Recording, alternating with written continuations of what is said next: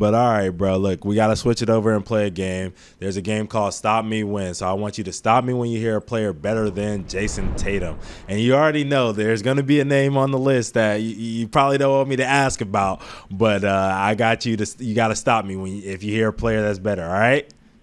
Yep. All right. Here we go. Brandon Ingram. Okay. Kawhi Leonard. All right. Jimmy Butler. He's quiet. Okay. What about Victor Wembanyama? Hold up.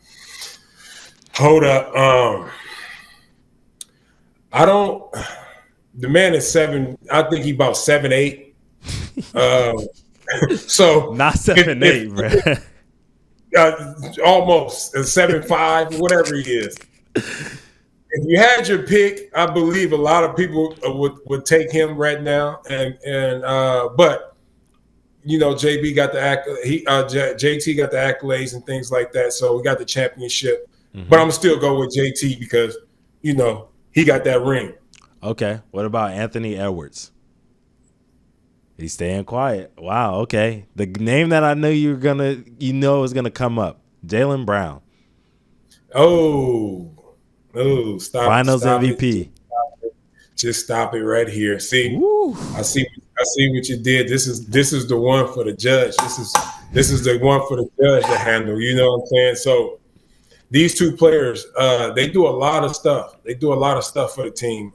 Both of these players are really great players, man, right now, especially with them having a championship under their belt. JB is a finals MVP. And JT led the team in scoring, rebounding, and assists as well. So that in the same year. Mm-hmm. So it's kind of hard to argue for one or the other. They both good together because we only seen it probably 1 year when they didn't have each other. Right. And that was when JB was young. You know what I'm saying? That was like his first year. Yep. And so we didn't I can't count that. So until I see one of them separated, I don't know when that will be. I hope they never get separated. Yep. And then see what they do when they own, and then that's when I can make a ruling. But right now, the court rests. Okay, we'll give you a pass on that one. We'll skip that one. All right. What about this guy, Paul Pierce? Stop it. Okay. Stop it. I played with Paul Pierce. I know his work ethic, and not saying JT work ethic, and his work ethic is crazy too. But I have to roll with my guy, man. I have to roll with my guy, Paul Pierce. Just being on the court with him, seeing how he handled these pressure situations. I'm telling you, people don't give him enough credit.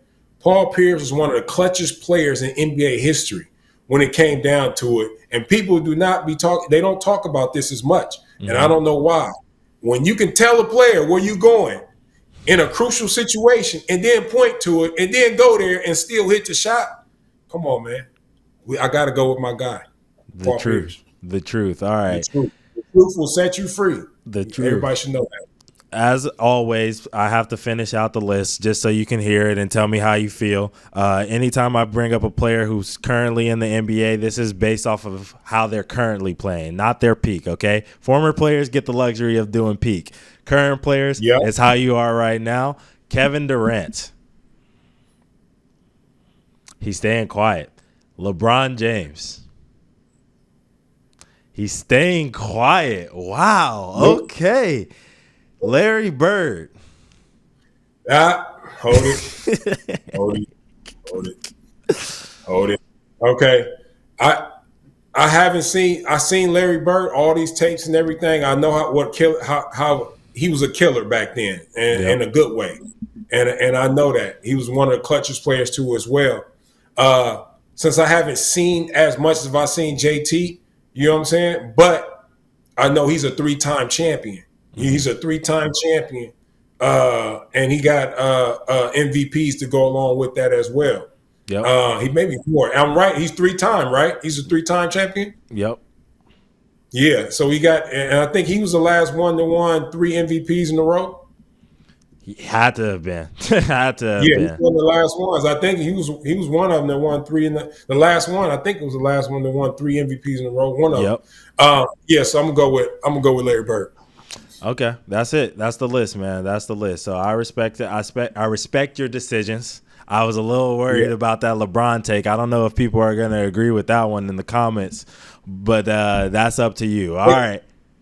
They're not going to agree with that, but I agree with it. Yeah, So I've seen it up close. Up close. Hey, that's your opinion, and you're entitled to it. You're entitled to it, all right? All right, I want to ask you about this. So we do this thing where we preview NBA teams as we're getting ready for the 2024-2025 NBA season. We've been going throughout the Pacific Division, and now we're falling on the Warriors and Stephen Curry. Now, today, as we're recording this, Steph Curry has agreed to a massive one-year extension with the Warriors of $62.6 million for that 1 year. It will extend him through 2026, 2027 season, basically until Steph is 39 years old. How do you feel about the Warriors' upcoming season?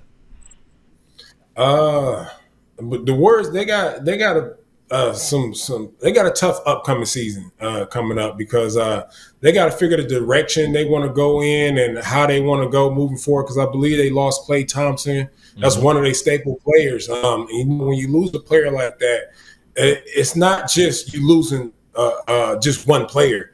That was a player that was part of your culture.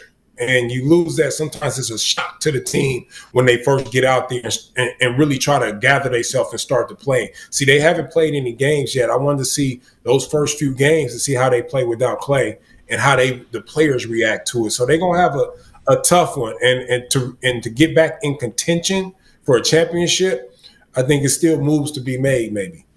Yeah, I would agree. There probably are still moves to be made. They replaced Klay with probably a more consistent shooter, I would say, at least right now, with Buddy Hield. But like you said, it's about culture.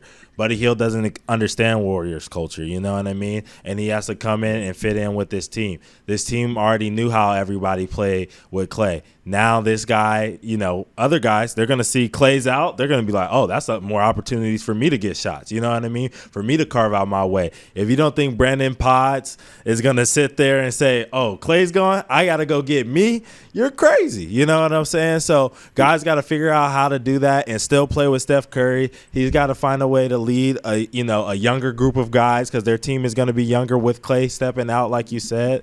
It's definitely going to be interesting to watch them. I think they're probably going to fall into a similar space where they were last season, probably in that play-in-ville, you know what I'm saying? But I wanted to know, obviously, there's been a lot of talk about Steph possibly leaving. Maybe that's quieted it now because he's obviously signed this extension. Do you think that this team will put together a contender? Because I don't see them as a contender right now, but before Steph either retires or he decides to leave? My personal opinion, I believe they will try one last time to put together a contender. Mm-hmm. I don't know how patient Steph is. I don't know him like that. But, usually players give you, that little grace period to see if you can do something. And then if they fall too far behind, that's when they start getting fed up a little bit and start to get a little anxious. So I think they're gonna try one more time. I don't know who they're gonna go get. I don't know none of that, but they're gonna at least try and see where the chips fall. But it's gonna be hard to do that in this salary with the salary cap and all that stuff. It's gonna be hard to do it, but you just gonna have to try because you got Steph.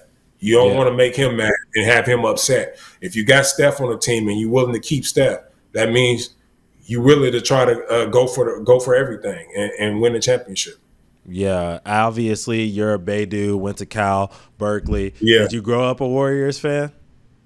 Yeah. I grew up a Warriors fan, and I love the Sacramento Kings too as well because Chris Webber used to always pull me to the side and talk to me as well about the importance of being a pro and importance of handling yourself on and off the court. So I always respected the Kings and Chris Webber, but yeah, it was the Warriors for life for sure. Respect.